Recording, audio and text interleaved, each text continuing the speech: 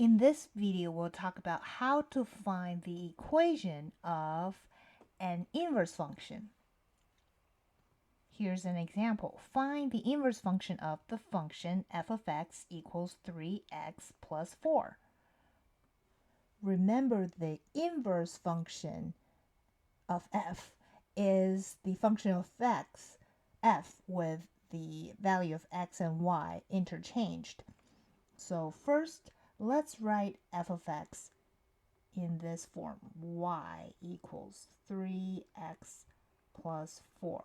So later we can switch then the x and the y and find the inverse function. So now that it's in this form, we will exchange the x and the y. So now the y will become x and the x will become y. So the equation becomes x equals 3y plus 4.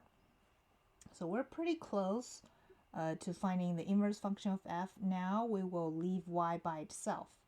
So subtract both sides by 4. X minus 4 equals 3y. Then divide both sides by 3. So y equals x minus 4 over 3.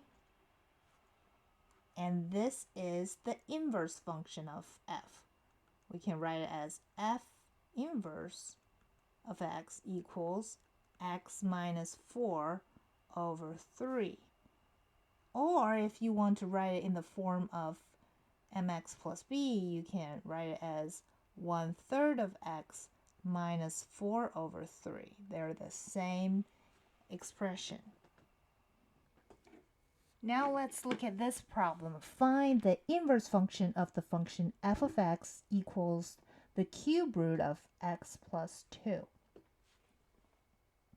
We'll follow the same procedure. First, we will replace f of x with y. So y equals cube root of x plus 2. Now we want to exchange the x and the y. So x equals cube root of y plus 2. Now we want to leave y by itself. So first we need to get rid of the cube root. So I'm going to cube on both sides. Cube on the left side, cube on the right side. So we have x cubed equals, so cube root and the cubed actually cancel out. So we have y plus 2. To leave y by itself, we need to subtract 2 on both sides. So y equals x cubed minus 2. And this is the inverse function of f. So f inverse of x equals x cubed minus 2. Now that we know this f of x and the inverse of f, they are inverse functions, I want to do an experiment here. So I want to find the composition of the two functions. So first, I want to find what is f of the inverse of f of x. And then after that, I want to find out what is the inverse of f of x. Okay, so first of all, by definition, f of f inverse of x is f of f inverse of x. Okay, so now we want to replace the f inverse of x by x cubed minus 2.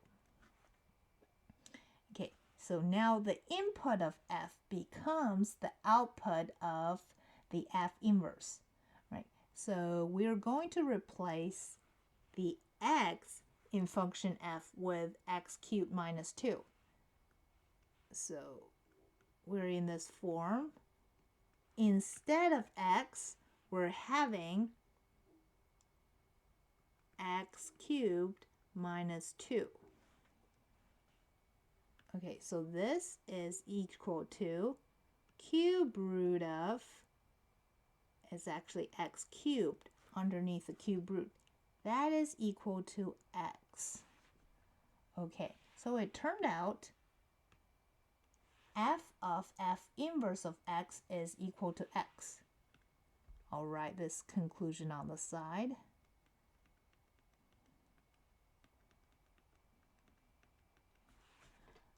All right, let's try the other calculation. So what is f inverse of f of x? Well, f inverse of f of x is equal to, the f inverse of f of x is cube root of x plus 2. So now we're going to replace the x in the inverse of f by cube root of x plus 2. So we're in this form, something cubed, the input cubed minus 2. All right, so the input here becomes the cube root of x plus 2. All right, so this should be equal to x plus 2, right, minus 2, which is x. All right, so we get f inverse of f of x is equal to x. I'll write the conclusion again over here. F inverse of f of x is also equal to x. Well, this is not a coincidence. That's actually true for all inverse functions. If you find the composition of two inverse functions, you're going to get what we call an identity function, which means your input is equal to your output.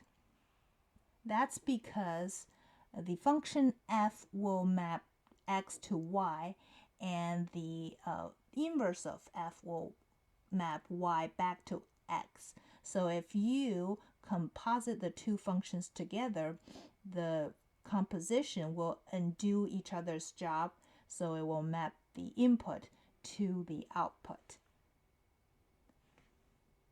This is actually a useful conclusion or property we need to remember.